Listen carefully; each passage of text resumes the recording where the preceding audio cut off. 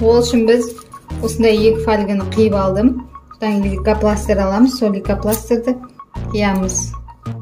Бәріне сәлем, құрметті достар, сіздермен бірге денсаулық үшін каналы. Бүгінгі видеода остеохондроз, беліңіз ауырып тұрса, мойныңыз ауырып тұрса, буындар, беліңіз ауырса, соған арнап әдіс дайындап қойдым. Сол әдісті бүгін айтатын боламын.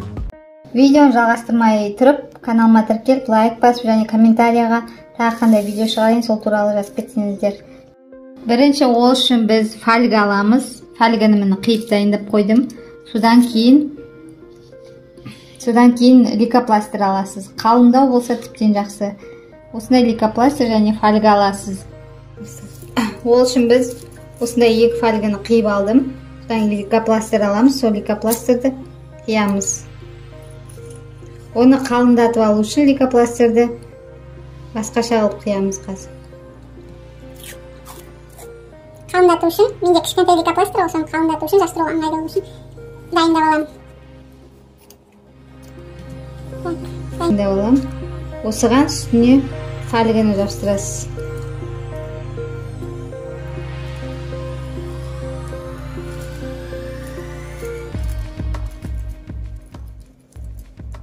Осылай фольганы жабыстырасыз. Содан кейін осыны қолыңызға жабыстыруыңызға болады, осылай етіп. Сосын белге осылай етіп ұзыннан жабыстыру керексіз, обязательно ұзыннан. Дайын міне жабыстырылған фольгамды, фольганың сырт жағын ішіне қарай, тек ортасына қарай қоясыз, жан-жағында лейкопластырь артық қалу керек. Сосын жабыстырған кезде осылай тікесінен жабыстырасыз. Бұлай жабыстыруға болмайды. Қай жерге жабыстырсаңыз да тікесінен жабыстырасыз. Міне осылай белге жабыстырсаңыз, осылай тікесінен жабыстырасыз. Дайындап қойдым, көрсетіп қойдым. Белге жабыстырсаңыз, осылай жабыстырасыз. Видеодағы менің көмекші қызым.